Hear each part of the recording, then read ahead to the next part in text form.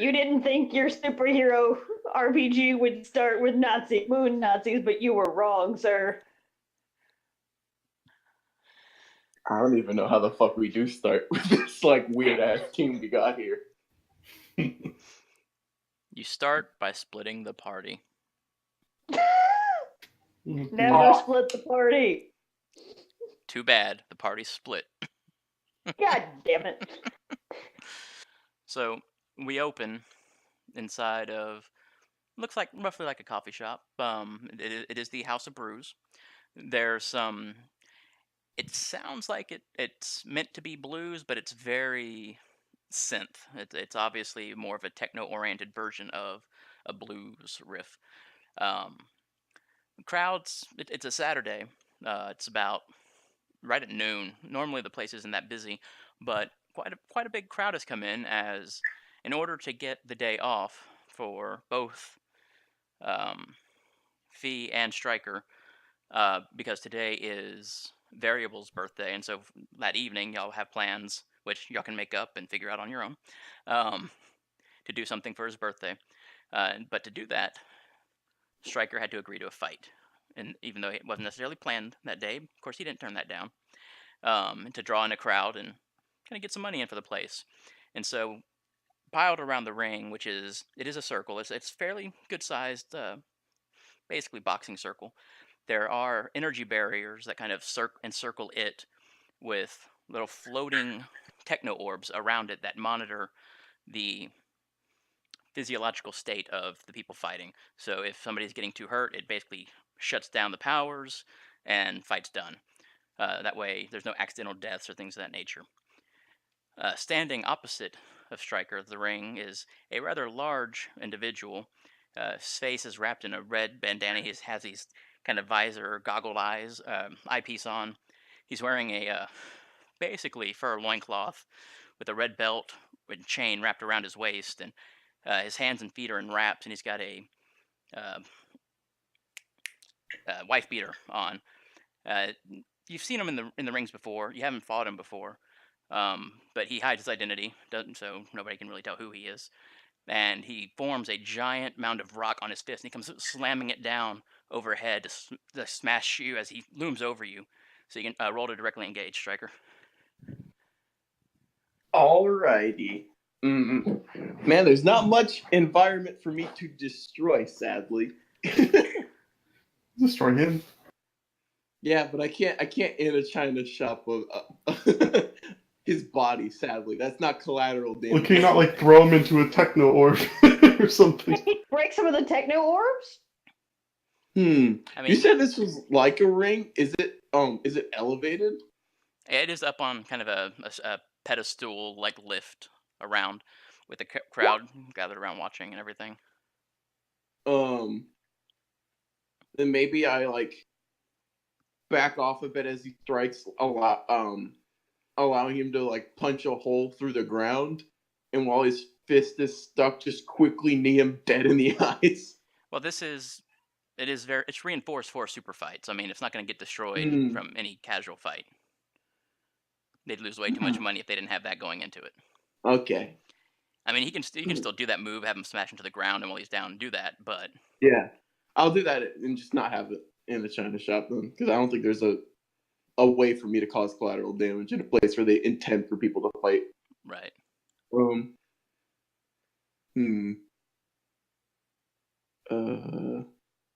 second. Sorry, I was pulling up the dice roller and I accidentally rolled, so just disregard that. She rolled a 2 for you, so that's a fail. I always find the bulls hard to be so weird. Like when it comes to the love part, it's like what quantifies impress? I mean, I'm fighting for our birthday party. That's a relatively noble thing, since he's not actually asking for money for once. I don't know. Why are you impressed? Are you impressed by his violent way of getting time open? I'm impressed that he's willing to take the effort to go to someone who's not mine birthday party. Along that lines, Fi, you are there. You're sitting at a table, kind of up a balcony seating overlooking the ring. Okay. You have a great angle from the fight here. Okay. Oh boy. Oh, man. All right. I'm gonna take some teeth and avoid that blow.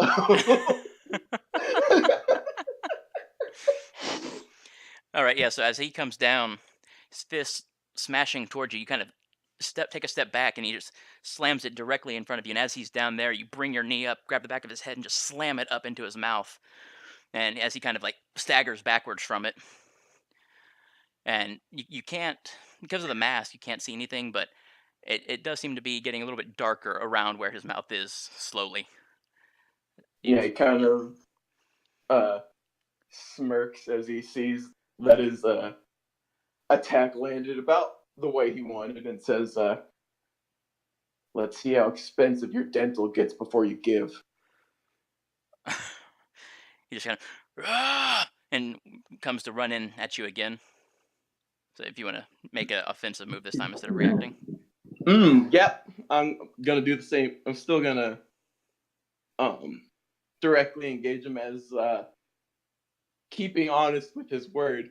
He'll wait for him to run up, like kick him in the back of the leg to make him kind of lean forward and like take a knee.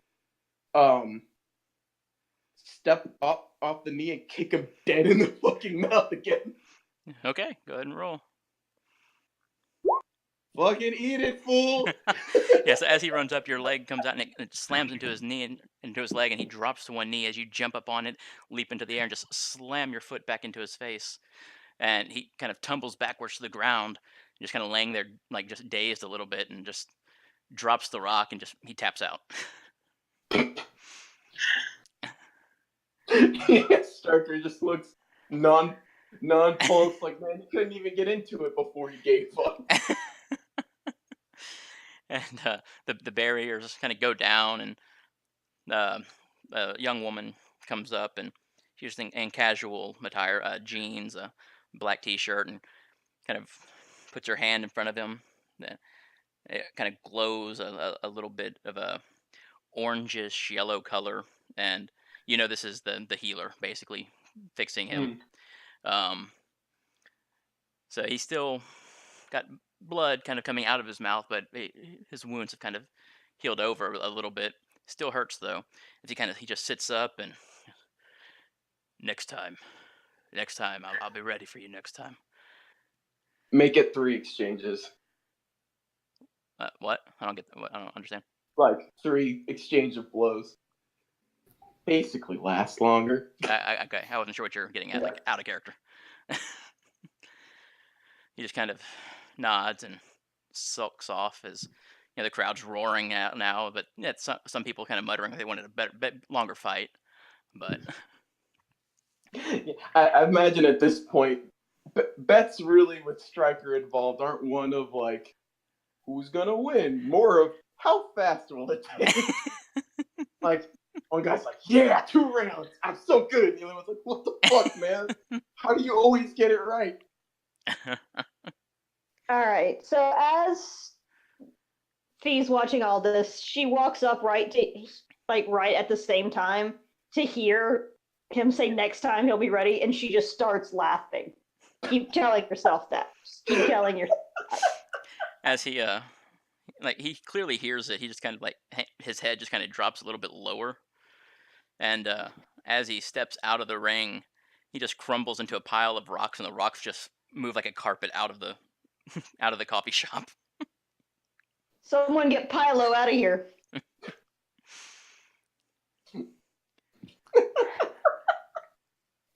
Man, we talked some. Man, that guy didn't deserve this level of violence, verbally or physically. Sucks to suck. Yes, he turns to I guess they're joined the boss and says, "That good enough, or do I have to do one more?" She I'm trying to remember. Did y'all have a name for the boss? Because if not, I have one in mind. But Nope. I don't think we did, no. okay.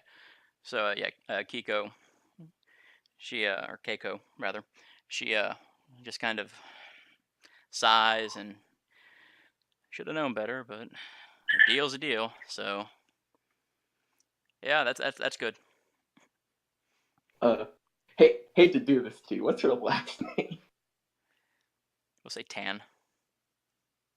He nods and says, "Thank you, Miss Tan," and kind of walks back to where Fi is.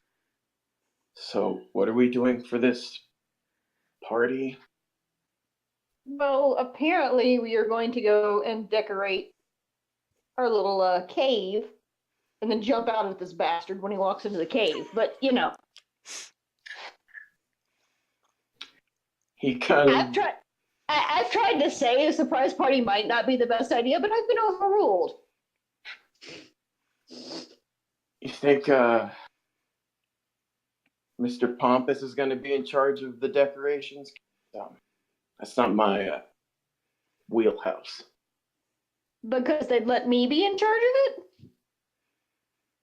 Shrug. He's like, it's either you or Mr. Shadows, and we've all seen his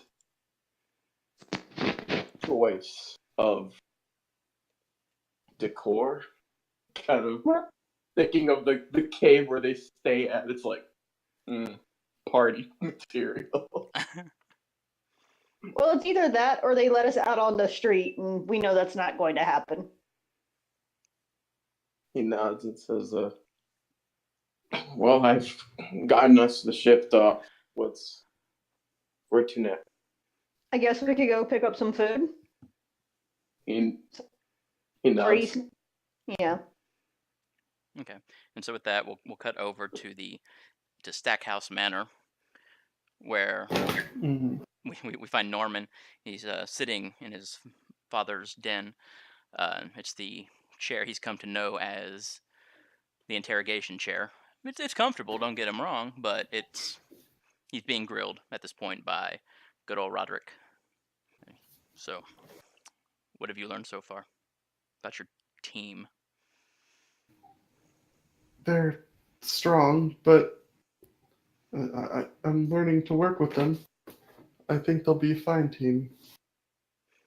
So what about the one going by, variable? You need to keep an eye on that one. Is there a problem, sir? You know who his mother is. Well, yes, but I don't think he's taken after her in the way that you think. Well, you need to make sure he doesn't. All it takes is one bad day. Yeah, he just sort of looks down and nods in understanding. How's your control going? I'm getting better. It's a little... Well, I'm trying to make you proud. His face is pretty much impossible to read, which you're used to. Very serious, very flat demeanor. Doesn't really show any emotion other than perpetually angry in the way he sounds. Make sure you do. And he just kind of walks out. Ooh. That was only my second most frightening legacy father experience. I'll try harder next time. He comes back with the Why clamps. would you give him? Well, to be fair, I'm pretty sure first place is when we tore shit through a city. So he couldn't have done worse than that on an active patrol. Oh no, I meant... Never mind. Wow, there's something worse than that one? I meant out of character. Sorry. Oh yeah. I figured you meant out of character. Okay. Yeah. And yes, he's... Is this... Oh, sorry. I mean, when he leaves, does that give me room to also leave, or is he like, you stay here? Yeah, no. The way he left, it's what you've come to know as you're free now. The interrogation is over. It had gone on for a good 20 minutes, and this is just the tail end of it. Oh yeah, wow, man, this make me feel bad. That make you like sit bowing for like a solid half an hour. Yeah, he just lets out And this is when he did the nothing breath. wrong. He just lets out the breath that he didn't know he was like holding this whole time, and he starts getting up. Is this where I would prepare, or is that out of? I mean, it's whatever you want to do with your day at this point. It's still it's roughly the same time, around noon. Y'all are gonna meet back at the cave at around like 5 p.m. or so. Alright. But so it's up to you what you actually do at this point. This is sort of a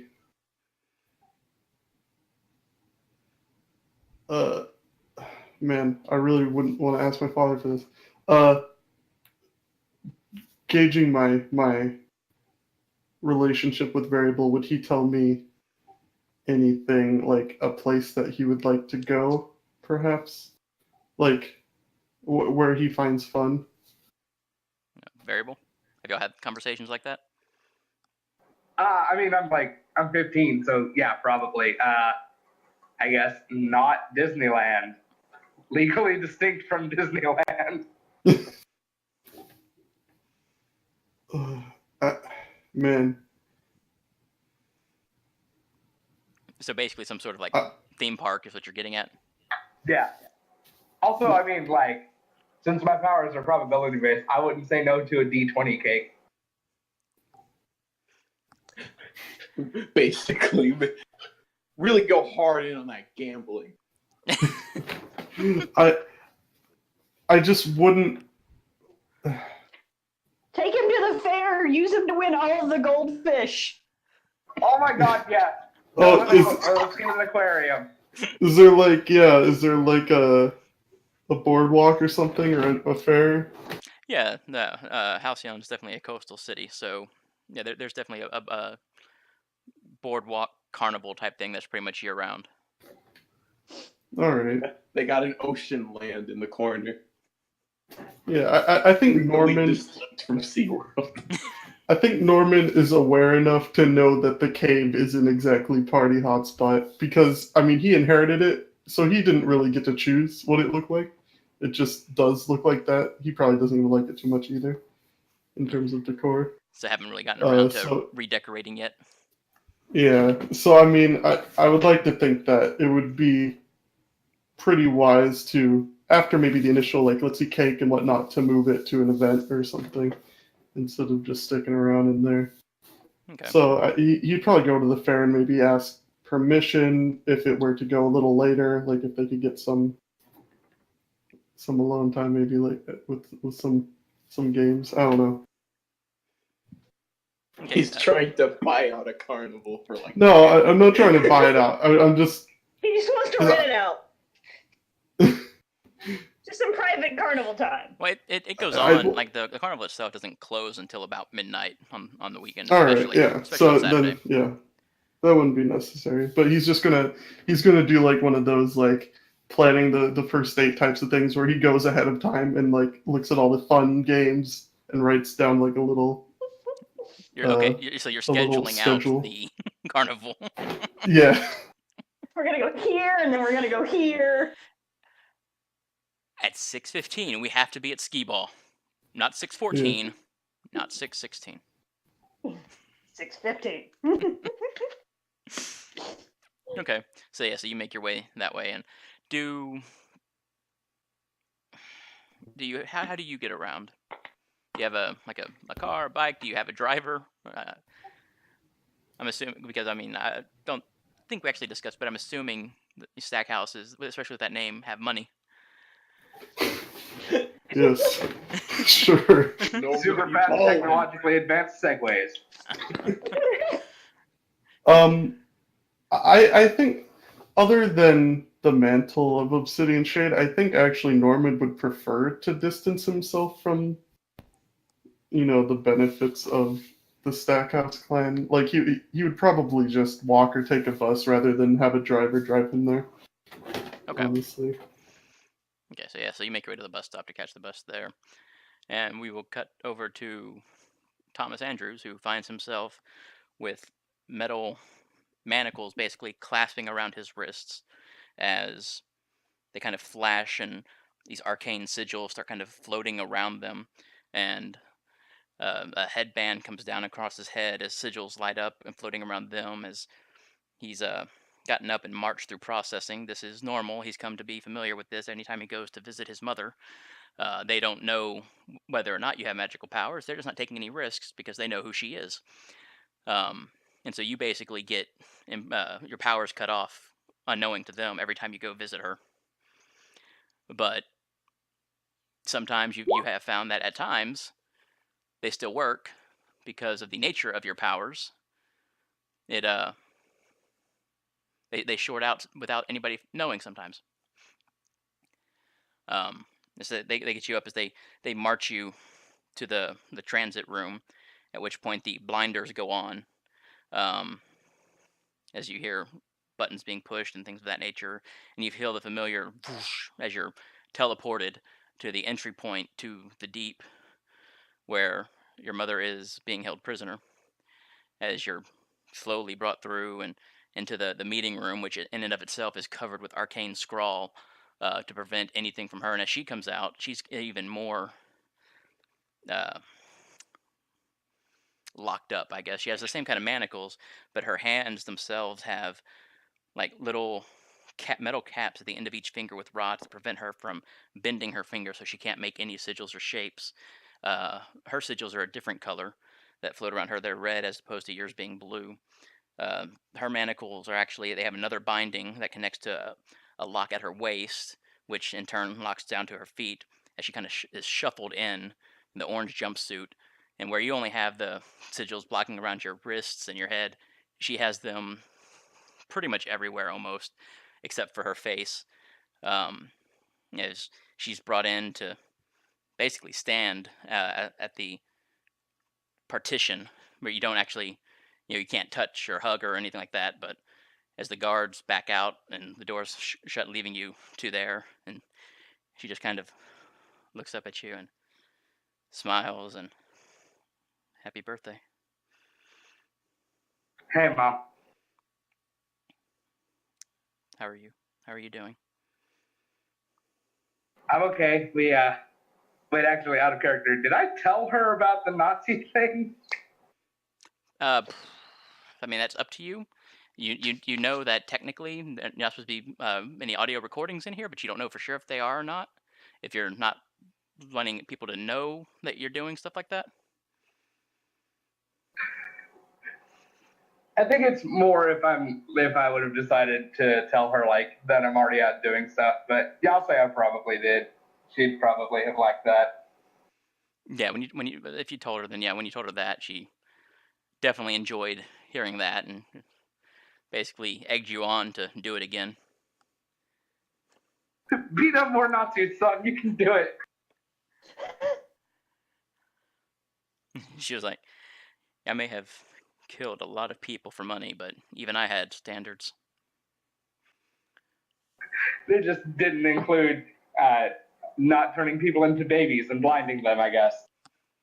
Do you actually say that to her? No. Do I decide to be a bad son today? I decided to be a complete and utter bastard. That's probably not. I figure we don't have the best relationship, but God, I'm not an asshole. I mean, you might be. We don't know.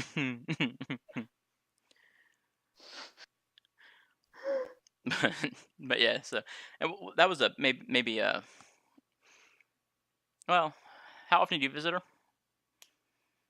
I figure probably major holidays for sure. Okay. I wouldn't have made a ton of effort outside of that, but probably like a handful of extra time. Okay, so yeah, this would have been the first time she's hearing about it though, and she definitely is proud of you smashing in a Nazi face and chest and groin and everything else. Yes. Are you doing anything special today? After this, I'm going back to hang out with the team. I don't know.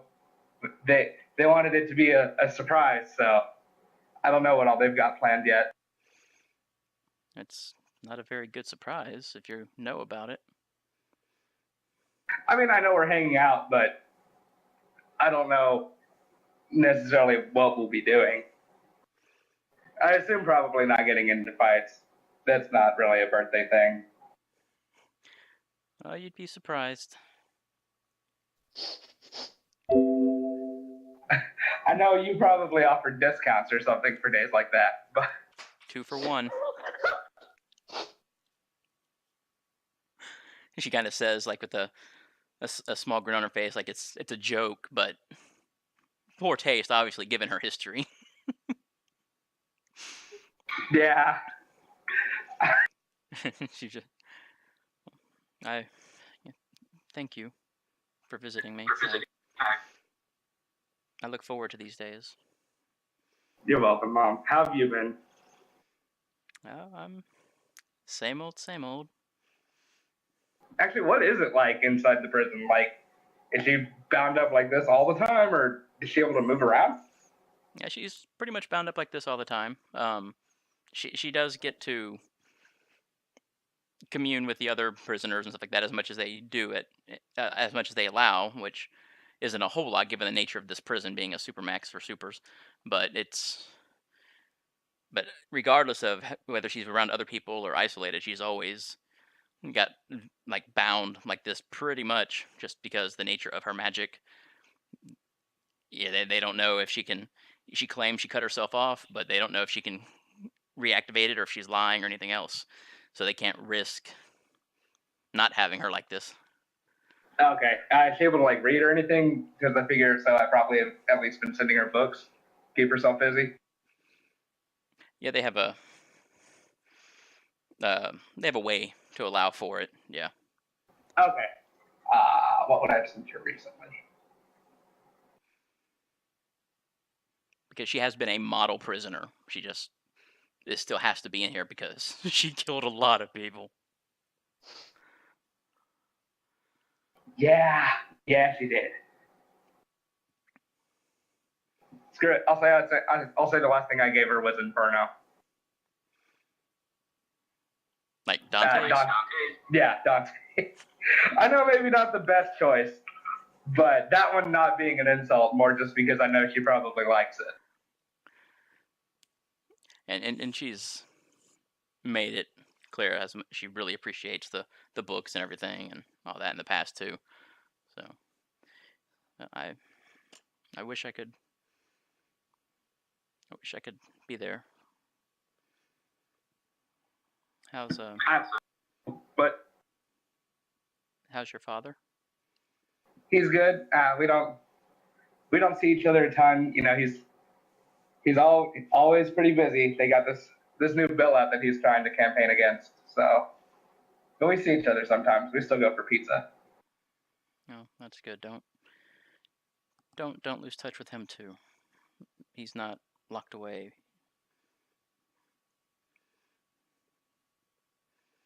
At which point, the guards kind of open up. You don't have a lot of time with her anytime you go, and they could just call her name and she kind of nods and I love you. Be safe. I love you too, Mom.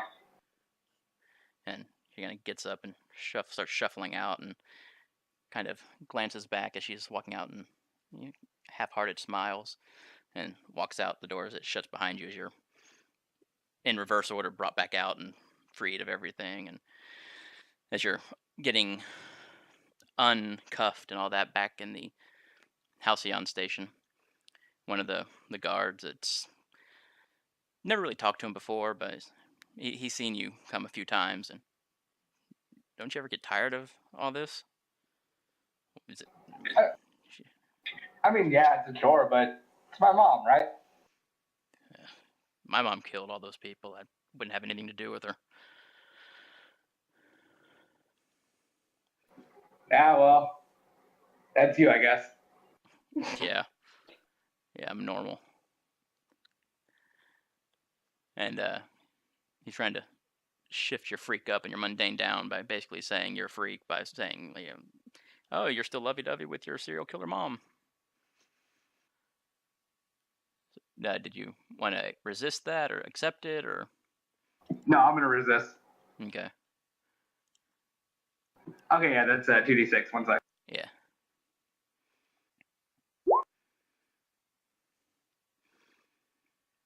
All right. So you get to choose the 2 options. You don't have any conditions. So you can shift a label up and 1 down of your choice. You can cancel their influence against you and take a +1 against them in the future. And you can mark a potential by acting to prove them wrong somehow. You get to pick 2. 2. I'll take +1 because I want to try to fuck with him here in a second, and I'll shift freak down and mundane up. Basically, just the opposite of what he was trying to do. Okay. And how does that like manifest? How do you show that that his words did not hit and had the opposite effect? Oh, I figure I'm gonna move my hands, try and make some hand signs, like I'm gonna do magic at him, but then just go, no, I'm fucking with you, and walk off. Yeah, as you start doing that, he reaches for his gun straight up, and he's about to have it. Like he's kind of shaking almost, like thinking shit's about to go down. And as you say that and walk off, he just unclenches basically as you leave. And so yeah, so you head out there. And you said y'all were all ultimately going to meet up at the cave initially. Yeah, I believe so. Yeah. Yep. Okay, so we'll do a time jump. Who gets there first? Probably Norman. Yeah, I get back and I don't really have much to do, so I just pull my thumbs. Well, Try when you get to- back, you do find a note left on one of the consoles. Is from Adam, basically saying that he has enjoyed his time here, meeting all of you and the time you've spent, but he was able to locate the person who was his way home sooner than he anticipated, and so he had to leave without saying goodbye to anybody. And he wanted to thank you all for your hospitality, and hopefully he'll see you again in the future. Oof. Yeah, he just like stares at it and he just like he doesn't know quite what to feel. His whole life he's been raised knowing that the team is very, very important. And sort of just leaving with a note, even though he knows the circumstances, he feels a little betrayed, but he'll keep it for the rest to read. Okay. Yeah. Shortly after, Stryker and Fee are the first ones to get, or the next ones to get there. And so as you arrive, Norman's already in the base. Yeah, he hands you the note. I found this on one of the consoles. Looks like he left earlier. Fee reads it and sighs, upset that the person she had to go out and do fun things with has sort of gone off. But she understands. He wanted to go home. She's not thrilled, but she gets it. Yeah. She passes a note over to Stryker. And kind of looks at it and says, good for him. Not many get to find their home when they've lost it. I know I haven't gotten there yet, but did he take the lobster with him? That bastard! No! The tank is still there. It's still full, and it has Mr. Pinchy's treadmill in it, but Mr. Pinchy is gone. No! Oh no! Bastard! What are we gonna do with this lobster treadmill?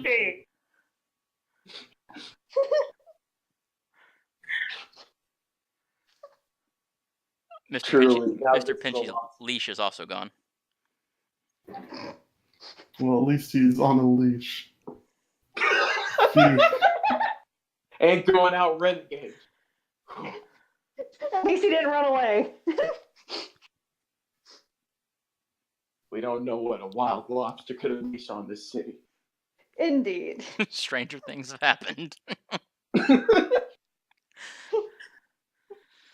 The 70s were pretty crazy. Acid's a hell of a drug. We don't need drugs here. Sober enough. We're crazy. Oh. Yeah, but Norman just sighs and says, "Yeah, I guess you're right, but man, I wish we could have seen him before he left." Yeah, that would have been nice. She starts to sort of set out the snack foods that they've got and sort of just lay everything out, waiting for Thomas to show up.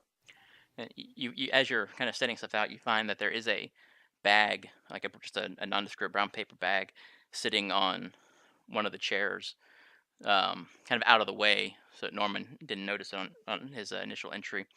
And it looks like Adam had gone decoration shopping to help with the party. And it's a mishmash of items. There's decorations for Thanksgiving, for Ramadan, No. for 4th of July, and St. Patrick's Day. And just like a little container of butter sauce, you're not really quite sure. At the bottom of it, there's a little thing of butter. And there's a banner, like a fold-out banner, in pink letters. It says "Happy Birthday," and it has little ponies and unicorns on it. At least it wasn't like, we're sorry for your loss, or like it's a boy or something. Oh, God, you fucking reminded me of what my friends gave me as a birthday gift once. They did something like that. I wanted to actually run them over with a car. It was like, they're like, well, since we know that you hate memes, we're going to give you a broom covered to the brim with memes and dabbing wizards, and it had 8 balloons on it, none of which that said happy birthday. There's like, That's beautiful, and I love it. Soon, you graduated. They're like, shit like that. I was like, they're like, you want it? I'm like, fuck no. What are you talking about? Oh man. And so Fee goes over and she starts to take out the decorations. She's like, I guess Adam left these. Should we use them? Well, it would be a surprise.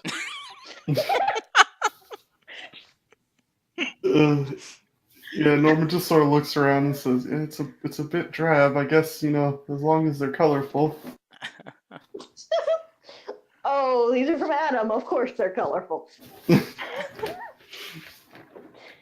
And then Norman actually walks over to Fee and pulls out his, like, a small piece of paper which unfolds into this, like, long schedule. And says, I was thinking, after we eat cake and sing happy birthday and whatnot, maybe we could go to the fair at the Boardwalk. I thought maybe Thomas would like that. Yeah, I mean, that sounds like a great idea. I'm not sure why there's a schedule, but yeah, no, absolutely. I'm sure he'd love to get out. Well, we can't miss the magic act. It only happens once a day.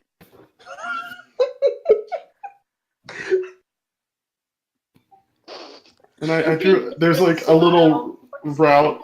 His shoulder at Stryker and just keeps smiling, just like, he said that.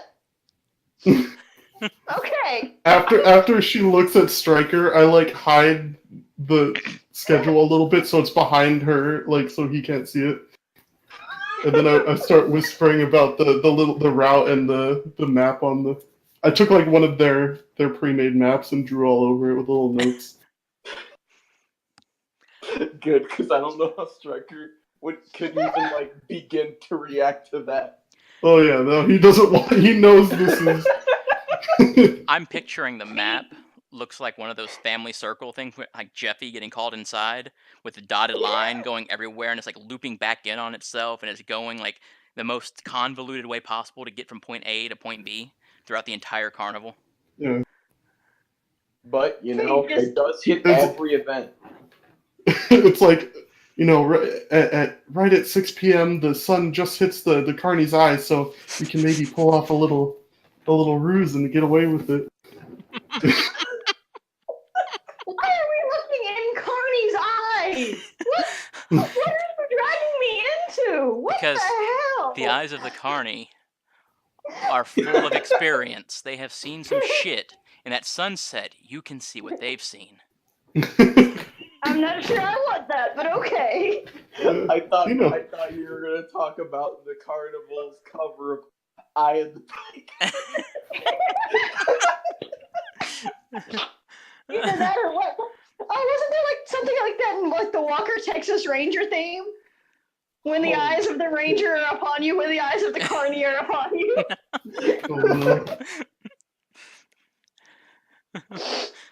Legends say at sunset on Carnival Day, if you meet a carny's eyes, you will see his sight. For 5 tickets. To which And any of those things are true. Norman kind of points at the clown band. And he's like, "Those are some of the tracks I've heard of. It's very unique. We should definitely listen." And so to keep Stryker from seeing the map, Fee just sort of throws some of the decorations over at him because she knows she doesn't want to have to deal with these two getting into some sort of bitch fest and trying to decorate for the party. So she's like, "Here, put these up." And so she just chunks some of the decorations from the bag at Stryker. He nods and says, "Okay." And just goes about diligently doing it. All right, so y'all go about, y'all get all the decorations up and get everything set, and a little bit of time passes when Thomas, you finally arrive at the cave.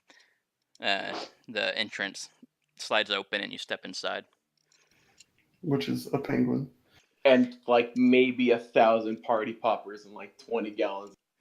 Painful to the eye, abrasive confetti falls down as Adam's final play comes to unravel.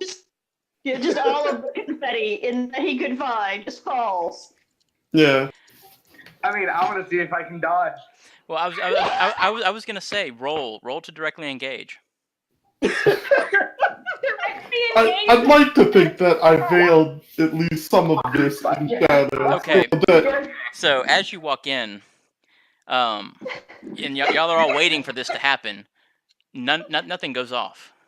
And he takes a few steps past the drop zone, and all of a sudden, it all falls and pops, and it's all going off directly behind him. And it looks like some really terrible Power Ranger effects, like he just destroyed the monster right behind him. But none of it actually gets on him. I just look back and go, "Oh, well, that's lucky." can I make like a portal under the pile of fallen confetti and then another above his head? Yeah, you can roll to unleash. Okay, sure. This will go great. If it fails, it hits you instead. Exactly. Okay. So yeah, so you kind of like low key whip out a portal underneath some of it and trying to not be seen. You don't get all of it. You get enough to where it would land on him as it kind of opens up above him and starts pouring down again. Are you rolling to see if your powers work again? Yeah, I mean, it's supposed to be passive, so. Oh my god, this is an endless cycle that will never break. roll directly engage. Yeah. Someone please So fail. so you as you're taking another step forward, you're like, oh, you see like the cake sitting there. You like just kind of lurch forward really quickly, and it all just pops down on the space where he had been again. And it seems to fall a little bit slower than it normally should have. I look behind me at the two who probably definitely saw me attempt that and just shrug. Like, I give up. He just laughs, of course. And yeah, as you walk in and all this, Thomas, and you see the mishmash of decorations from all sorts of holidays up there, and the pink pony unicorn sign that's saying says happy birthday. And I'd like to think all that is crescendoed by Stryker coming from the shadows wearing like one of those stupid ass party hats, still pretty neutral in expression, and going, "Surprise." Surprise, motherfucker. He's standing like under the happy birthday thing next to like the like Surprise, one motherfucker. St. Patrick's Day like decorations. Jeez. Oh. So I guess Adam did the shopping. Oh. Fee nods, and then she sort of passes him over the note, and yeah, that's sort of his final gift to you. I run over to Pinchy's tank. Oh no. Pinchy's not there, and his leash is off the hook. Don't look. It's not worth it. I just okay. dropped to the ground. No!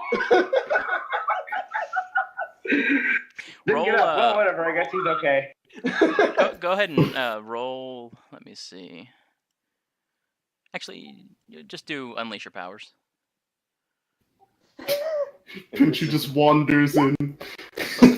So, Lord, what have I wrought? as you drop down and no, and you're about to get up, like, oh well, you notice like that everybody else missed, like a piece of paper just seems to kind of like slip out from underneath the stand that the tank is on, and it's a little note on a little mini piece of paper that says, "Goodbye, thanks for all the food, Mr. Pinchy," and it's got like an ink mark of a claw print on it, Oh. and somehow I'm gonna- it slipped under there whenever Adam was leaving. I'm gonna frame that later. You know, I think everyone else is touched, but like Stryker is deeply shaken. Yeah, no, I was gonna say, Norman just starts like stroking his chin in deep thought for a second, like. As far as he knew, animals didn't have sentience like that. The handwriting is clearly Adam's. Oh, okay. It's like, am I gonna get in trouble for this lobster knowing my secret face? Like, I hope my father doesn't find out. Oh, I Dad, talked to the a lobster lobster knows my secret. How weak is your diligence to holding the family name? Dad, I think I fucked up. There's a lobster out there, and he knows who I am. Oh no. Oh. What do you think we are? Some kind of aquarium attraction? I mean, sort of. Well, I'm I sure mean- there's one around here. I mean, you do have a water manipulator here, so we could be. Ugh. We also are under the penguin exhibit, so. I mean, I'm just saying, there's a lot of factors here. We could actually probably be some sort of water exhibit if we really wanted to be. Yeah, I mean, if you want to get dusted by your dad, you can bring up those valid points. No, actually, Dad, if you compare our analysis that I've made meticulously here, you would agree that we are, in fact, an aquarium attraction. Like, that's going to fly well. Cut to Fee in like a mermaid's fin swimming around. He's like, he just grabs his head and he goes, "Oh, son, I guess I can see your point. I was wrong after all." Stryker just, again, neutral expression, told you so. I like how everybody's playing another character right now. Yeah, very confused. You know, that's the sign of a great party. None of us want to be our characters. Hey, I just said Fee was swimming around as a mermaid in like a mermaid fin. I was still my character, damn it. No, you were Ariel. She was cosplaying as Ariel. She wasn't actually Ariel. 3 hours later, no more story has progressed. Somehow navigating through that surprise party, we get to the carnival. Yeah, I think we just need to hurry, like heading cut to the carnival. All right. So, And page turn. Yeah. so we cut to the house on Boardwalk as y'all approach the entrance, and there's quite a few people around, more coming in as it gets starting to get a little bit later. It opens up to some beach below where people are out kind of walking on the sand. It's not exactly beach weather in being October, but it's still nice enough to walk it at least. All sorts of little shops and eateries and like carny games along the boardwalk as y'all go. And I don't know if y'all are following Norman's schedule or not? I mean, Norman's following Norman's schedule, and he insists. But And you we're know, sort of following it's him. Thomas's baby. Yeah, like he's following the schedule, and we're sort of following him, or at least Fee is. She's like, this obviously means a lot to him, Okay. and so she's just kind of like, okay, all right. Meanwhile, Stryker's asking like, what is the combination of a genuine question and a dig at Norman, where he's just like, are these things typically ones you schedule to this detail? And he's like, like when we pass by an event, he's like, and he hears him mutter like, we'll come back at 7. He's just like, why don't we do it now? Like, just slowly driving Norman insane by being honestly. I feel like he wouldn't like. I feel like he would turn it around and be like, well, you wouldn't understand. We have reasons for these things. He will acquiesce to that for now until he's taught otherwise. And we can all assume at 7 p.m. it's much more fun. So we don't have to Meanwhile, go I'm through probably that. just bouncing from one thing to the next, kind of being shoved along like, no, we're over here. Hey, Tommy, over here. Well, I was going to say that once a day magic act was at 7 p.m. Oh, yeah.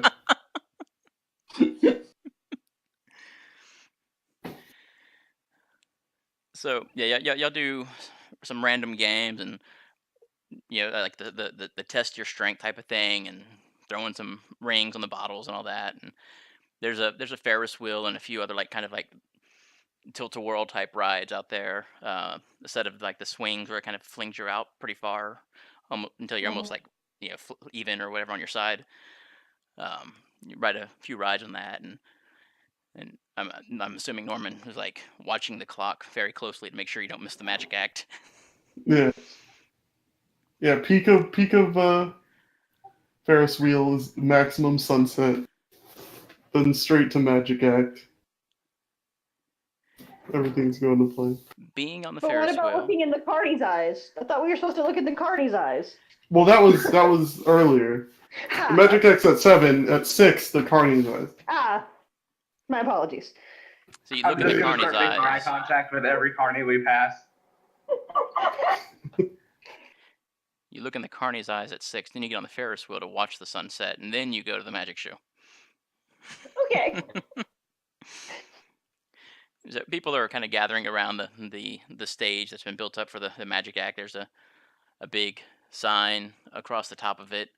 There's Mentalo the Magnificent, as this kind of lanky 6'7" guy comes out onto the stage and is wearing a kind of tuxedo with the long tails in the back, and the suit doesn't fit quite right.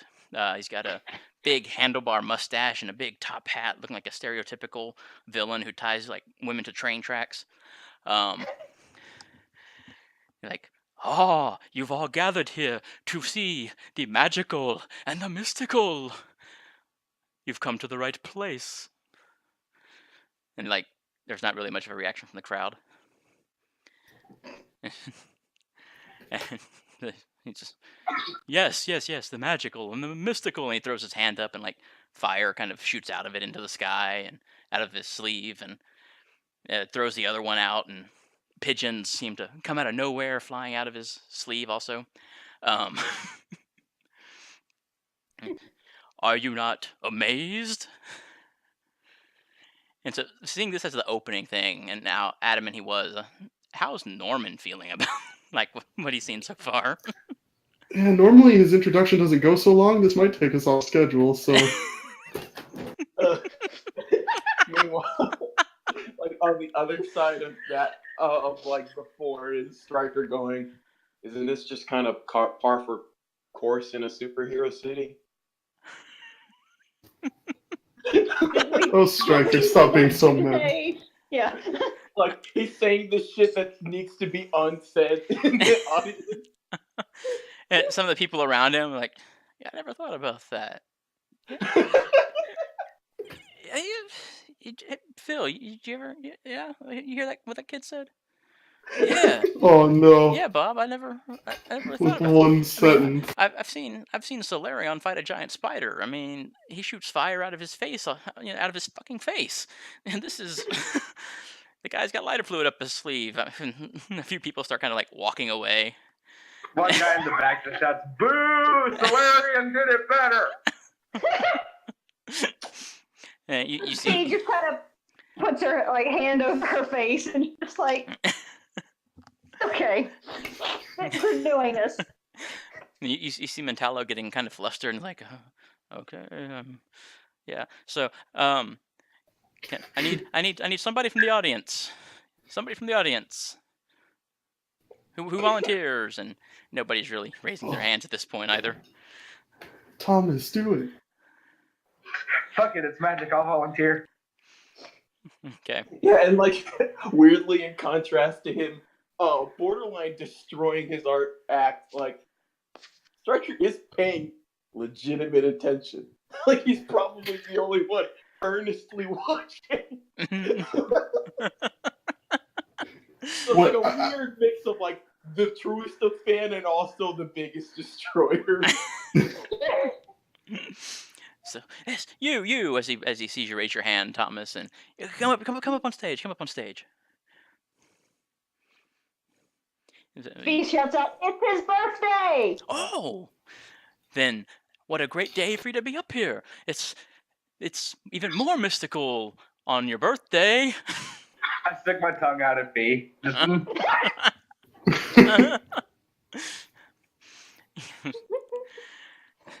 And so he goes, so, do you like chickens? yes? Great. Alakazoo, alakazam! And like green energy kind of flies out of his hands and like kind of wraps around you. Roll to take a powerful blow. Oh no. Oh no. Shit. Oh, no, wait. No. Damn it, I forgot. Well, and so as it kind of wraps around you and whatnot, all of a sudden there's like a poof. And as the green clears where Thomas was standing, there's now a chicken. Oh. And as a chicken, you're still you. You still have your same thoughts and everything else. You realize something's different. And he's like, ta-da! I forget. Did I mark potential from that? I'm terrible at this for some reason. Yes. Okay, I always forget on the powerful. Yeah. Or no, I'm sorry. No. You still mark it if you miss. If it says a miss. Yeah, if it's 6 or lower. On anything. Including take a powerful blow. Okay, see, that's why it always fucks me up. I always want to think powerful blow is the opposite for some reason. Basically, if the number is red, potential. Right. You are dead. And What? Oh no. and so yeah, y'all see Thomas turn into the chicken here. And now to turn him back. And he kind of throws his arms out again, and the energy swirls around, and you revert back to normal, but now you're wearing like a jacket of feathers. Stryker asks me quietly this time, because this is a question even he knows he can't ask out loud. Was that legal? Like you just watched someone get forcibly transmogrified. And was like, wait, what? It's not even like it's like that's allowed? Well, not exactly. We're gonna have to take it up with this so-called magician here in a few minutes. Well, Thomas volunteered. So anything could have happened. That's a I legal gave finding. consent when I raised my hand. 2, like, and this is out of character though. 2, Right. you do know there aren't actually laws against using your powers in general. If like there's laws obviously hurting people, but not just using powers in general. And Well, turning someone into a chicken's probably not gonna feel good. Yeah, like I'm just pointing it out there. Like he asked if it was legal. Like I'm just making sure y'all know that there's not actually like anti-power laws or anything yet. yeah. Well, it wasn't because Yeah. he was using his powers. It was because he turned him into a different being. Yeah. It's specifically the polymorphing part that he was like, Didn't know you could do that shit. And he goes, like, and what if he turned him into a bug and accidentally stepped on him? What's the legal ramifications of that? Like, there's so many new questions. I guess you can ask Miss Dr. Blackwell about that. I was just gonna be like, what the fuck are you asking about the ramifications of turning someone into a chicken? and how do you feel, young man? And you feel fine, like normal, everything, other than the fact that you're now wearing a coat made of feathers. I mean, I'm probably not gonna have chicken wings anytime soon, but I'm okay. Now just give me a finger gun. And he's excellent. You can have the coat. Consider it a birthday present. All right. And he walks up and extends his hand to shake yours. Okay. I guess I take his hand. All right. So as you shake it, and he's thank you, and you may step down. And as you step down, you realize he put a card in your hand to a vegan restaurant. Oh no. This bastard's recruiting people to be vegan. No, we must stop this now. Now you knew what it was like to be them. Can you truly eat one again? We have found our first villain. Hey, I mean, fuck it. If the food's good, why the hell not? I'm up for trying it. Mentalo is secretly the veganizer. Oh no. The truest of evil has been unveiled. And he does some more basic magic acts, and after the chicken thing, people are more into it a little bit, and he throws his arms out across the stage, and a box kind of poofs into place, and another volunteer, anybody. Actually, real quick, out of character, do I know if that felt like real magic or if it was just?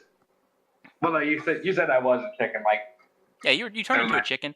I mean, it didn't feel like magic. Like clearly, it's some sort of ability, but it didn't feel like magic based. that was okay. That was more along the lines of what I meant. So Stryker's Vee like kind that. of casually raises her hand when he asks for another volunteer. Like, oh, what the hell? I think when you start to raise your hand, Stryker just pulls yours down and puts this up immediately. He's like, I've just seen this thing. I don't want to play games with this fool. Okay, and so you walk up and how are you today, young man? Good. Good. Well, and he walks over and he opens up the box, and you step into the box, and I will make you disappear. For like a brief second, there's like killing intent in his eyes, because like his first thought is, "Oh, you're gonna kill me, huh? I'll get you first," and then it's gone. And he's like, "Okay, wait, no, that's not what he meant." And like, there's no brief. and like as that happens, like you kind of see him kind of like get a little nervous for a second, like looking you in the eyes as he says this. Yeah, there's just like a sharp glint in his eyes that just passes in a moment as he then nods and goes. And so, as you step into the box, and you can hear him outside, and you feel the bottom of the box actually start to lower you down into the stage underneath. And as you're down there, you feel a hand on your shoulder underneath the stage. Roll to take a powerful blow. Damn it! I was gonna say I swing at them immediately. Well, if you succeed, then that'll be what happens, basically. Holy shit! All right. Well, I mean, this is a role I've always succeeded in. Sadly, sure enough, I never failed to roll the God fucking damn it. I've never failed this role in my entire career. So either pick one or pick two minor. I mean, what is even being taken out of the fight mean in this context? Basically, as you feel the hand on, before you can even move to react, there's a faint green glow as you feel your energy being pulled out of your body. Oh. Can I anything? Well, you need to pick your powerful blow Okay, stuff I first. just pick my options. Okay, good. I didn't accidentally consign myself to. I was just describing what you're feeling, so you knew how to react with what to pick. Well, doesn't want to ruin this birthday party. So, I think he's going to get two conditions of Okay. angry and helpless, and I guess give ground to the opposition because he's genuinely fucking confused as to what's going on anymore and how this correlates with disappearing. Did he just get fucking played? And so as you feel yourself kind of getting weaker as your energy is kind of being pulled out of you, suddenly the hand is gone, and as you try to turn to respond and attack whoever it is, you don't see anybody, but you see the cloth at the back of the stage kind of waving, like somebody just ran out away from it. And outside in the audience, you see Mentallo open the thing, and Stryker's not there. And as he spins it back around and opens it again to make him return, Stryker's not there. Needless to say, Norman is very enthusiastic about this particular trick. But Fee immediately stands up when she sees Stryker doesn't reappear. And Mentallo looks genuinely confused, like, what? What? Motherfucker, I got played! This is... Encore. Do it again. And he turns to some of the runners from the carnival and talking to them, and the gist of the hand motions and stuff like that is basically what happened. Did you see where he went? I mean, he should be there. It's just up and down. That's it, Fee starts to walk to the stage. What did you do to him? He should be in the box. He should be there. Well, you're a shitty wizard then. A wizard. Yeah. Fuck. Check under the stage. And the runners start climbing underneath the stage. Stryker, what are you doing now? After you saw that flapping, they haven't come under the stage quite yet. This all happened very quickly. I registered that as an attack, and I am hunting that thing down. He's angry. He's going to take it out on him. That won't ruin the act. He was supposed to disappear anyways. So as you're up on stage, Fee, and asking that, and as Mentallo tells them to check under the stage, you just see Stryker burst out from underneath it, kind of almost crawling, as he jumps to his feet and just takes off running in the only direction that he can run. Fee sort of pushes Mentallo out of the way and makes to follow Stryker. And so Thomas and Norman, you see Fee jump up on stage and then jump off and start running. As you kind of look, you can see that she's chasing Stryker as well. I look over to Thomas and I say, maybe we should follow them? Yeah. Okay. Remind me to ask that guy how he did that trick. I'd like to make him disappear sometimes. Can I still see the figure that You can vaguely make out, pushing through people. You can see somebody running, wearing pretty dark clothes. The back of the head that you can see, it looks pretty bright, stands out. but he's made it a little bit further than you would have expected somebody, especially pushing through the crowd like he is. But you can see somebody running.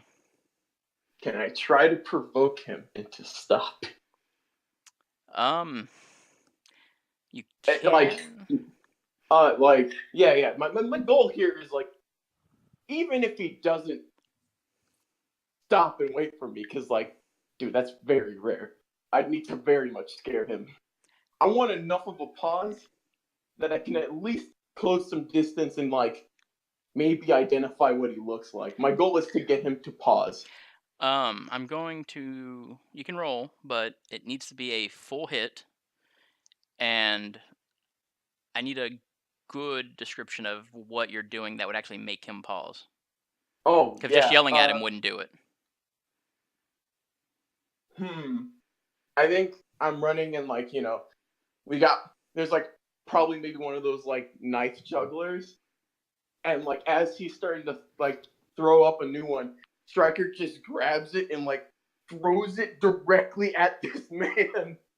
Not to like hit him, but like maybe not. Okay, if it happens, it happens. Was his stance, but he's not going for a lethal strike, and this dude can feel the anger radiating off of Stryker as I want to use you got a head you don't need to say you better stop right now or I'll make sure those legs of yours disappear. And then he's like already holding up another knife that he stole from the juggler, like running over, ready to throw it at him. Okay, yeah, go ahead and roll. Like I said, you need a full hit. Yep. Maybe I'll get lucky. Yep. Oh, that's a compound. It doesn't work. It's not a full hit. Yeah, that was a critical, not a success. Game by the system. Damn. So you throw the knife and it spins in the air and the back of the handle just hits him in the back of the head and he kind of like stumbles a little bit. Then he hears you yell that and he kind of freezes in place and looks back and sees you and like then as you're running closer he realizes, oh shit, I stopped, and he turns around and runs. And as you get a better look, he looks pretty young himself. He's wearing like a black kind of leather jacket with some black pants. His red hair. You can see he had like red, a little bit of like a red goatee, as well as he's running. But you definitely help close the distance. How far back is Fee? With him stopping, you can see him. I mean, he's obviously they're both farther ahead of you, but with him stopping like he did, you also close some ground. So. Okay. How close are we to the water? Oh, it's pretty close. I mean, you're on the boardwalk still, so you can see the ocean. It's okay. I want to utilize my powers to sort of bring a wave in front of where this person is running to try to cut him off and allow Stryker to finish closing the distance. Okay. Go ahead and roll unleash your powers. Okay. All that a child means is that his bones are easier to break. Come to me, I'll destroy you. Okay, so with an 8, you can either have it be like temporary or unstable, or you can mark in condition and make it a little bit more permanent. Temporary or unstable with this, I mean, it would catch him unawares, and I'm not saying that Stryker wouldn't necessarily get in arm's reach, but he would be really close at that point. Join me in the fury. Yeah, I'm trying to make this guy pause, but I'm doing this completely out of anger. So I'm going to mark the angry condition and sort of just cause not a lot of water, but like 2 to 3 feet of water just sort of rise up from underneath this boardwalk just to slow this guy down. Okay, so as he's running, just all of a sudden, through the cracks in the boardwalk, water just kind of uprises and creates a barrier in front of him. He kind of skids to a stop, stepping into it a little bit before kind of looks around, and as he turns to make a run for it, again, we will cut back a little bit to Norman and Thomas, who y'all are now running after as well. And as you're getting closer and closer to your teammates, you see the water kind of rise up, and the guy that they're chasing, about to turn and break off into a run, as Stryker's getting really close to him. Yeah, Norman is going to try to break off and get behind a tent or something out of the view of people. Okay. Yeah, that's easy enough to find. He's going to try and just. Could I Could I portal to my costume and then come back, or is that multiple? At least my hat, so I can or can I pull up my hood and cast Shadow Stealth to mark? Because you said you usually have a hoodie just in case you have to do this sort of thing, so that's easy enough to do. Yeah. So yeah, I'm just gonna use Shadow Stealth to make sure that no one can see my face. Okay. Yeah, you do that as you're running. Basically, you kind of duck between a couple tents and pull it up and shade it, and see if you still want to do something. That's fine.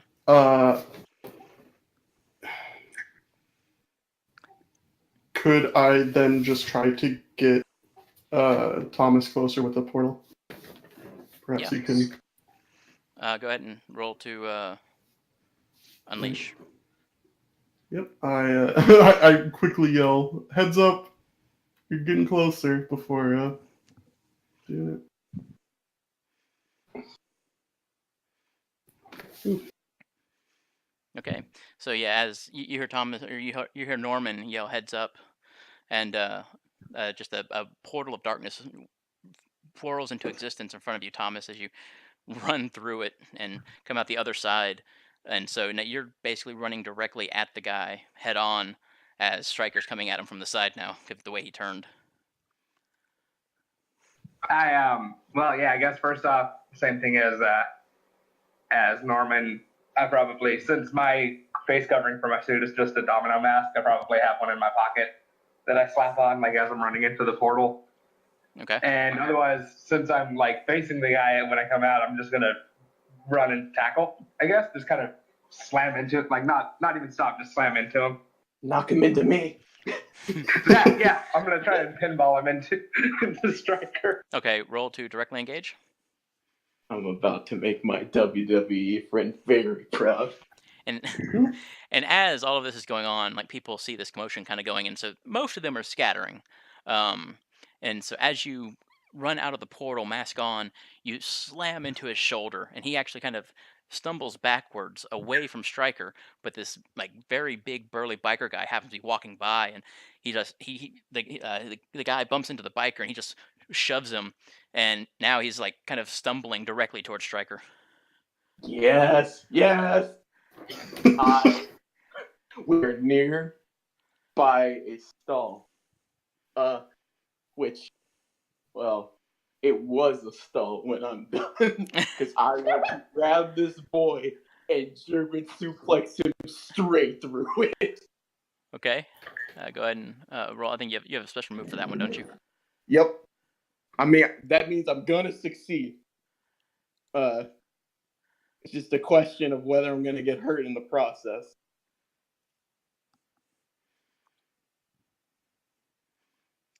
Oh, yeah, 3 options.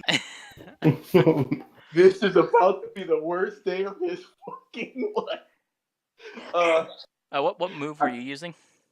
In a China shop, when you cause significant collateral damage, choose an additional option. Okay. Yeah, so I get 3 instead of 2. Yeah. I'm gonna resist and avoid his blows. Don't know what that little wimpy slappy kid was gonna do. Want to whatever the amount of concussional damage being put through a stall will allow, if he's still conscious, I guess. I suppose frighten the enemy, because I'm still holding his waist and I can do this again. Okay, so yeah, you're kind of laughing over what you're saying. I'm having a hard time hearing everything. Yeah.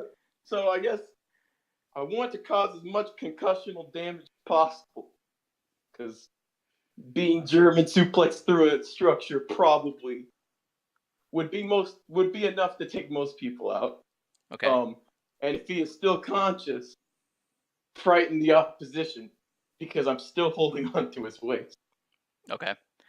So yeah, so as he's stumbling towards you, you grab him and you flip him backwards into the stall that he found, smashing his head through a couple layers of wooden shelves up from the countertop and the shelf underneath that into the ground, and you do feel he's like groaning and like oh, but he does seem to be still conscious.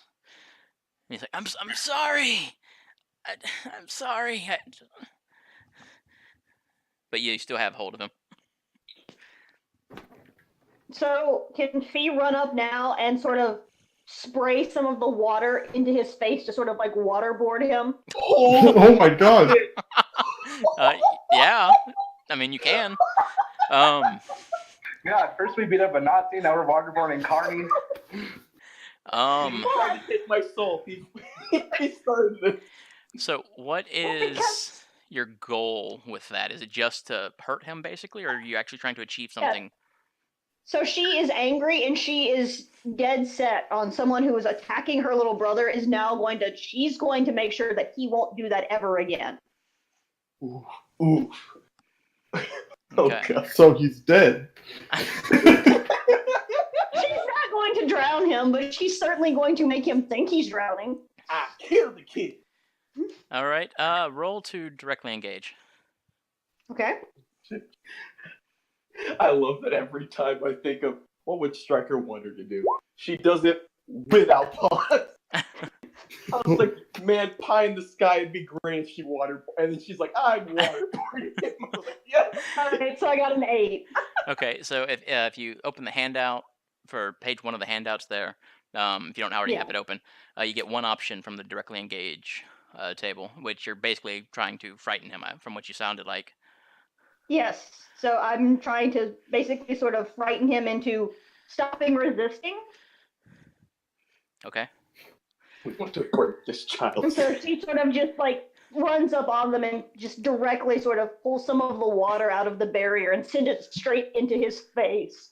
Just sitting there panting, angry, just furious that this person would dare to try to hurt him when he was volunteering for like something at a carnival magic. She's just infuriated at this point. Okay. She's just glaring at him. So yeah, as you run up and you pull up more water from underneath the docks and rise it up, and he's kind of like leaning backwards, head back to begin with, as the water goes straight at him, going straight up his nostrils, and he starts like gagging and choking a little bit as this is going on, and you feel him he's struggling to break free as he does, because you're holding him by the waist. He does make a connection with you now, Stryker, and so Norman or Thomas, you're right there with all this going on. Norman, you're running up, and you see the kid's hands like frantically going about as they start glowing green.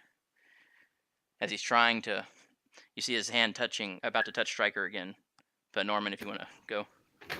Yeah, could I create some like shadow manacle shackles thing to maybe like restrain his arms to either side? Yeah, and especially since the magic act was at 7 o'clock, there's plenty of shadows. The sun's been going down. Yeah, okay. My 7 o'clock plan. I check off. So that would be, say, directly engage. Alright. Man. Could this technically be counted as fight the good fight? Because I'm not trying to hurt him, so... Let me read that real quick. It says when you pull your punches. Okay, yeah, you can do that then. You, like scare the shit out of him. Yeah. Awesome. Yeah. I'm just saying, his face might have been in the perfect position for a Randy Orton punt kick. I'm just throwing it out there. And yeah, so as he's flailing his arms about to grasp onto Stryker, like an orb of shadow kind of whips up from the dark corners of the rubble y'all are in now and wraps around the wrist, pulling it back, and another one latches onto the other wrist, pulling him back, and they kind of connect above his head as he's still struggling, trying to breathe, as he's being waterboarded and held in place. And so, Thomas, as you're there now, you see, you have this from with the water. It's hard to tell, but he looks like he's probably about 15 or so, 15 or 16, and he's being held upside down, basically being waterboarded, manacled in place. People's elbow. And I'm and just saying. and nobody actually knows what he did except for Stryker. Yeah.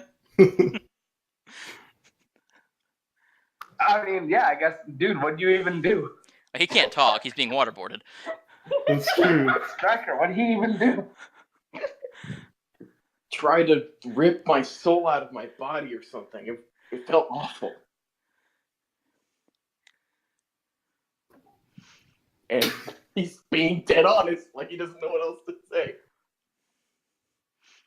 He's furious that this was almost something that Fee volunteered for.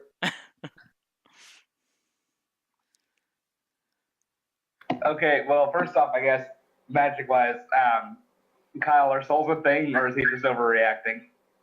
I mean, souls are a thing, yeah, for sure. But yeah, obviously he wouldn't know what a soul being ripped out felt like. It's just how he described it, what he felt. So you don't know if that's legit or not. But yeah, souls are a thing in the universe. I guess I'm going to squirrel that away for the next time I talk to my mom. Like, oh, hey, by the way, ripping someone's soul out. Can you do it? Is that a thing? And she's like, "You haven't found my safe. That's good." You cannot sense my power. I mean, I do have an upgrade option that basically says I've gained access to a cache of supplies around the city, so finding her safe could be a thing. I want your chest of souls, woman. But The ultimate power. But anyway, so Norman says it basically felt like he was trying to rip out his soul. I mean, not Norman, Stryker. Yeah. And he can't, like I said, he can't talk. He's being waterboarded, held in place, and manacled. All the citizens and workers, they're all pretty much fleeing the area because there's a superpowered throwdown going on. I mean, he can't do anything. So it's all up to y'all now. I mean, when does he pass out? If that's what y'all are waiting on for him to pass out. That's what he's waiting on. No, as soon as they restrain him, I stop the waterboarding so that he can answer our questions. So as soon as he is restrained, I'll pull back the water. Okay. All right, then I put him in a full Nelson so he can't move his arms. Okay. Also, so that I have, he can just feel subtly my foot on the back of his knee and remember my promise for making his legs just... Okay. And so he kind of winces in pain as you change positions on him, and he's hacking up water and blowing out of his nose and just trying to breathe again. And he's now you can't tell if it's water or not, but it almost looks like he might be crying. Mm-hmm. Well, Stryker's not one for pity, so he's going to say, "Why did you attack me during that magician's act?" I just needed a little of your energy. So you felt attacking me in the dark was the appropriate way of going about it? Nobody's ever caught me before, so yeah. He only needed part of your soul. It's fine. He sort of starts to, you can see on her face that she's angry. What do you mean before? How many people have you done this to? I don't know. It doesn't hurt them permanent. They just feel weak, a little weak for a little bit, and I get to keep living. You get to keep living? Yeah. So you die without doing this? Yeah. Stryker kind of relaxes a bit. Because now this is getting into complicated territory, and he just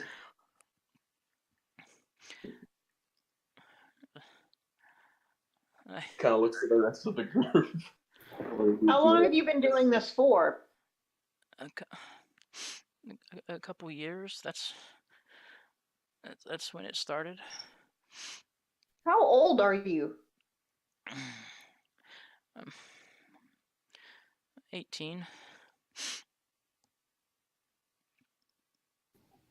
He sort of sighs and just continues staring at him.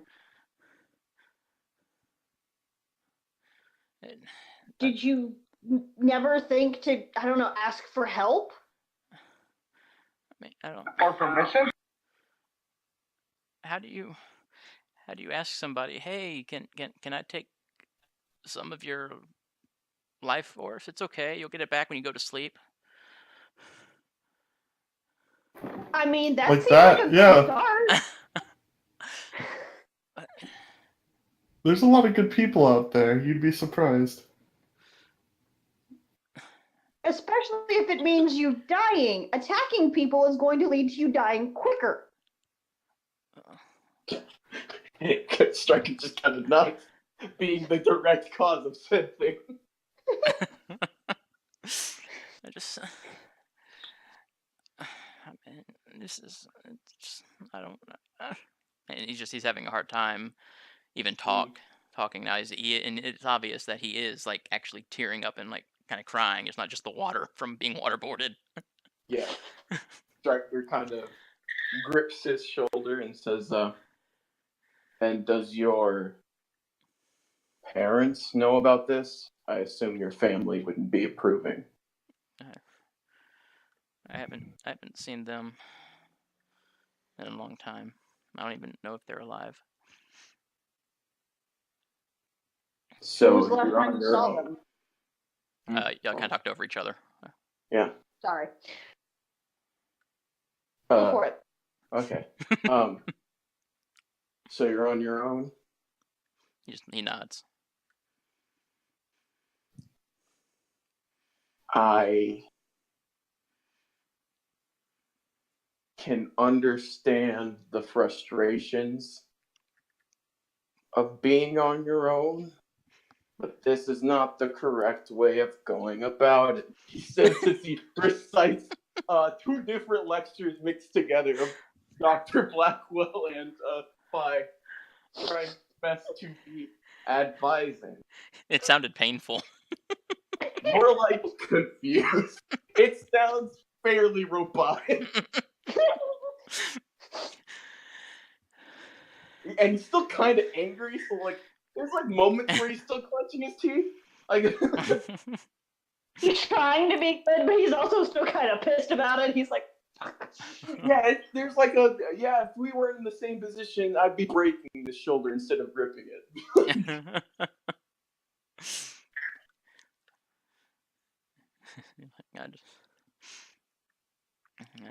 I've just never.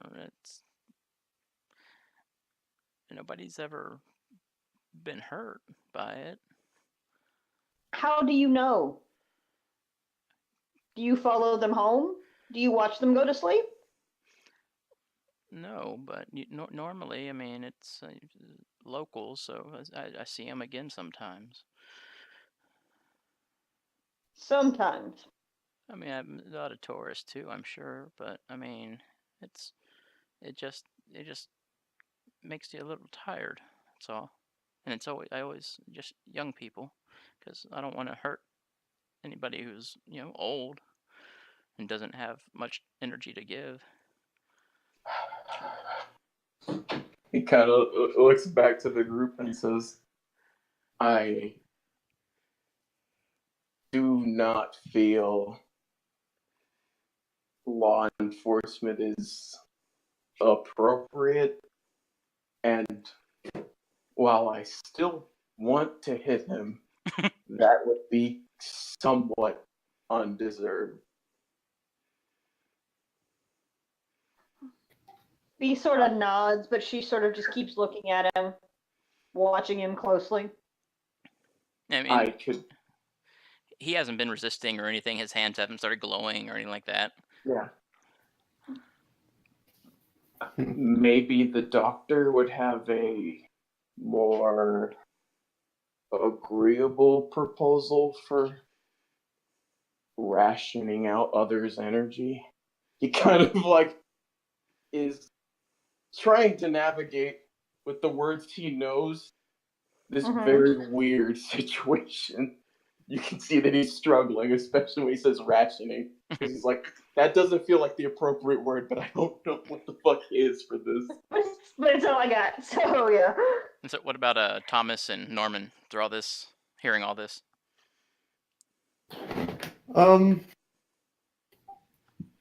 Norman's like a little quiet. He's sort of pondering what to do with this guy.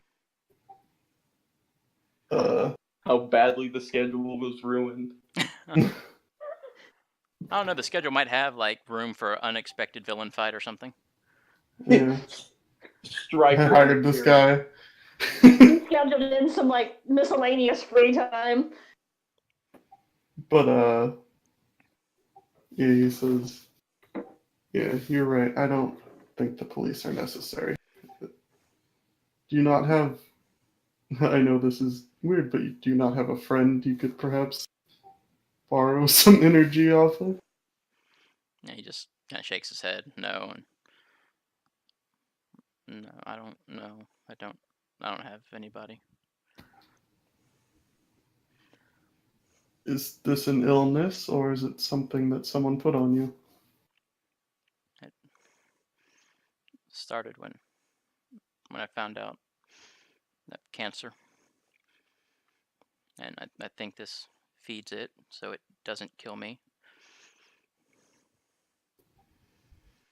That's my guess. I mean, that stopped getting worse when I started getting energy from people.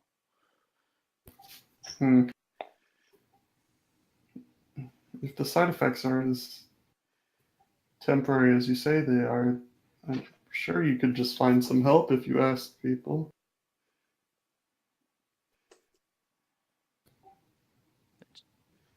It's I wouldn't even know where to start or who to ask.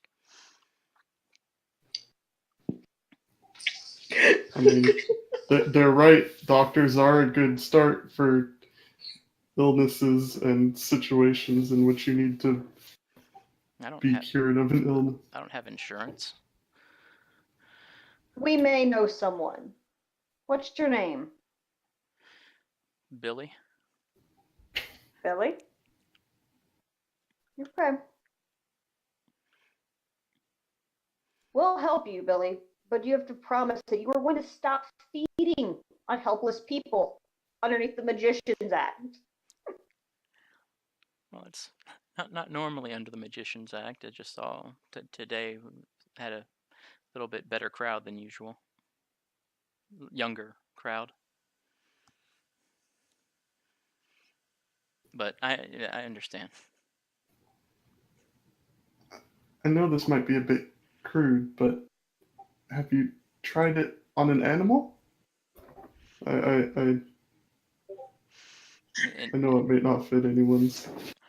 And as you as soon as you mentioned that, he kind of starts holding back even more, like tears and yeah.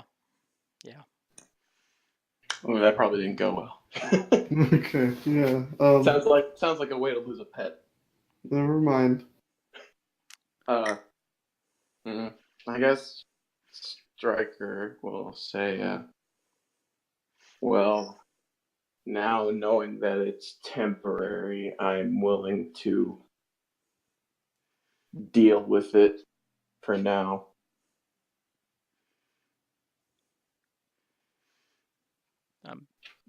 Thank you. I'm sorry. I may have overreacted. He says he kind of dusts off some splinters from us. And as I said, I understand. He kind of nods.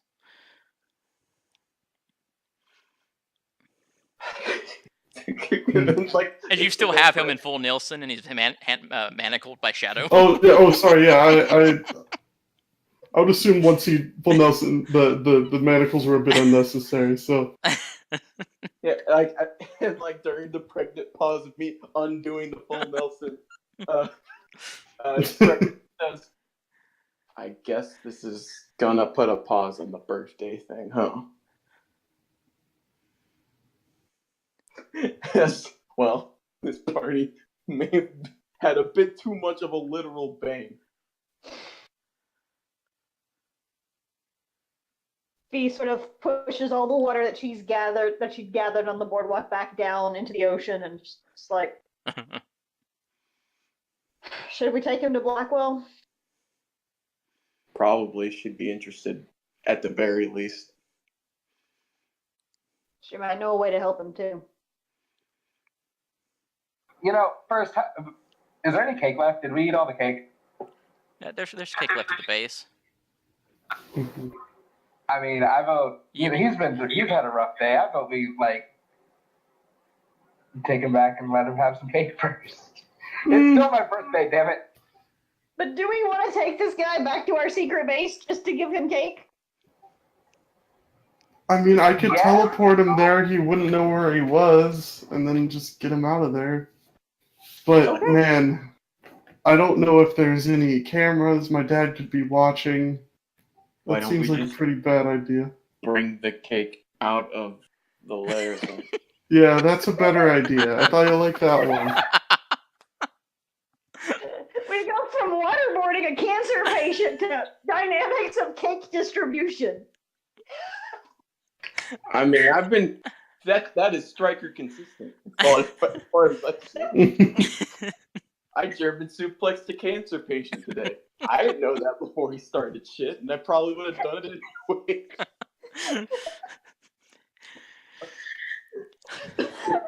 A 15-year-old looking scared, confused, alone cancer patient.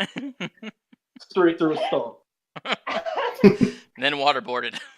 And handcuffed. And full Nelson. Yeah. And interrogated and reminded of the loss of his childhood pet.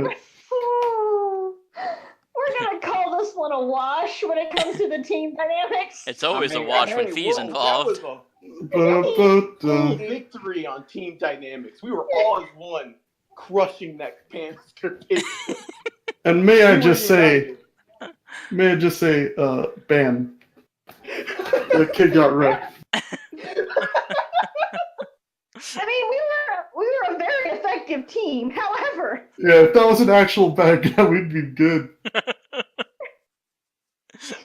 had it been someone who actually deserved the waterboarding. After the very easy win of Nazi, I think we were coming up on a moral gray. I mean, he didn't die. None of the injuries will last. He's not seriously harmed. Might want to check the hospital before we say that one. He probably has a concussion. We haven't seen him stand yet. But so y'all gonna get him up and get out of there before people start returning to the scene or before any authorities can show up, because that whole thing happened really quickly. Mm-hmm. Well, we cut to kind of a dark room, and in the middle of it's like a single chair. You see hands resting on it as we look at it from behind. There's a TV on, just on some daily news show going on. On the wall around him is an assortment of different, what appear to be trophies. There's a pair of like robotic hands. There's the mask of a hero that still look like blood on it. All sorts of little gadgets broken and half used, and all around the room as the door kind of creaks open and the head comes in and, sir, we found him. And you see the arms kind of shift a little bit, and the back of the head turns, and blonde hair, all you can see over the chair. And good. Send the RC.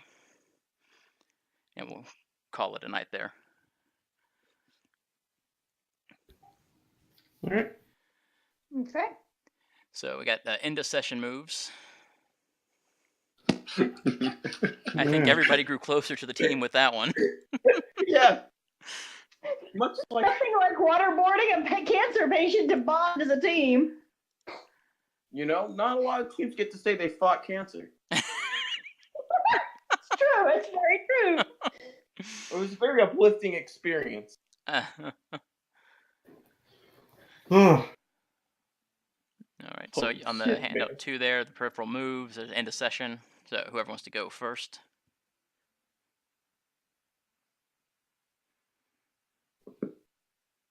I mean, fuck, man. I guess I grew closer to Phi. We were united in destroying a cancer boy. Like, our minds were one. Complete anger at the other being in potential danger to this was like probably the equivalent of a 1 HP life drain in 5th and 5th edition. Yeah, it would have been like a 1d4. Yeah.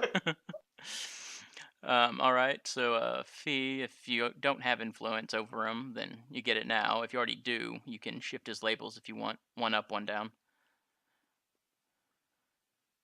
Well, Yeah. can't stop you. You can't move danger up. If So that yeah, she already has influence over Stryker, so maybe she shifts Savior up 1 and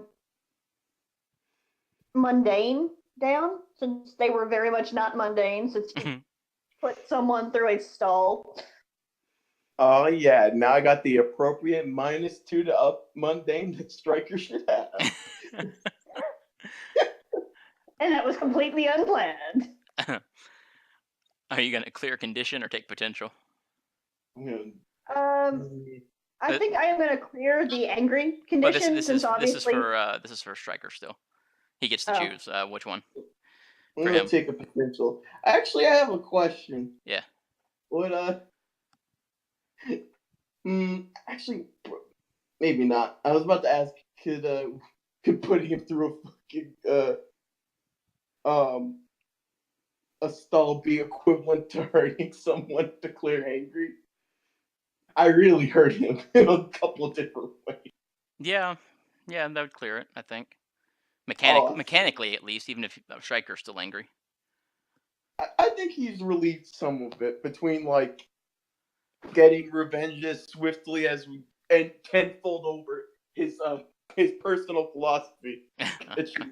And well, I mean, even if he is not one for pity, I don't think he's completely heartless.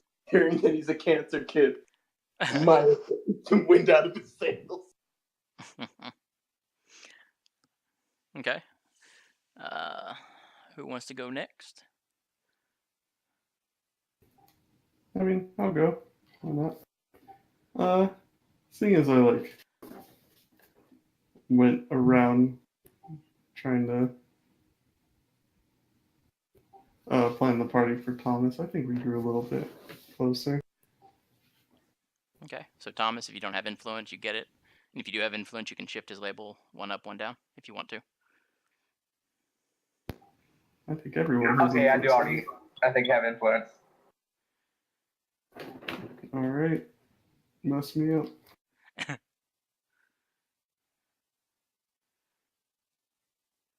You see, I will say superior up because you planned you did a great job planning that party. All right. And I don't know, I'll say freak down. All right.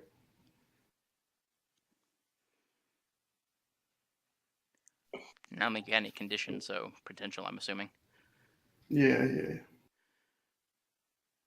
Yeah, Stryker was gonna give Thomas a gift, but he never got the opportunity because this happened.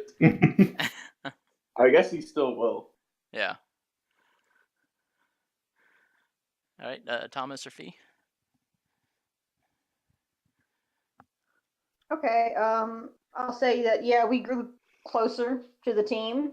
Obviously, we worked very well in conjunction to each other, and we very securely eliminated that threat very Okay. quickly as well.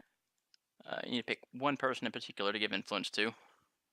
I'd say probably Stryker because she did react very, very much like he would have probably wanted her to. Okay. And she was definitely acting with definitely his influence and his sort of well-being at the forefront of her mind. Danger up.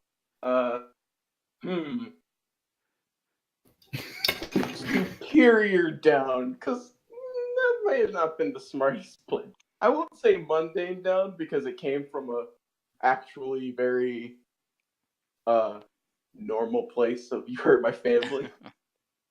But I will say superior down because waterboarding a kid in public is a good way to build a very bad reputation. So maybe didn't think that particular course of action through completely. I love it. It's the best choice. No, I mean, it's completely fair. Yeah, nope. She certainly was just like, nope. There wasn't a whole lot of thought going on there. I can't wait to tell someone else what this profession was. And so now Fee can either remove a condition or mark potential. Yeah, I'd say obviously she waterboarded this poor bastard, so she's gonna remove the angry condition because she definitely caused harm to him. Okay. And Thomas. I mean, definitely closer to the team for sure. I will say, I think I had to give influence to everybody when we started out, but I'm gonna say Obsidian for planning all of this. I know we went way off schedule, but he put a lot of work into it. That probably would have been also fun. All right.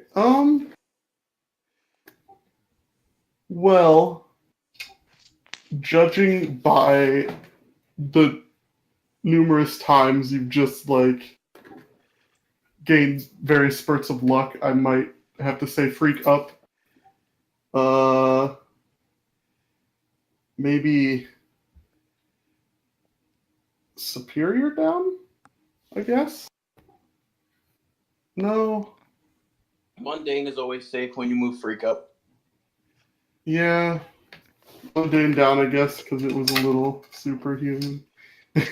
Alternatively, So I'm back where I started in the night. Cool. All right. Well, hopefully that was enjoyable for everybody. Oh yeah, man. This is second place on best mask second ever. WWEing an entire street game. So this is pretty good. It didn't hurt that no one failed.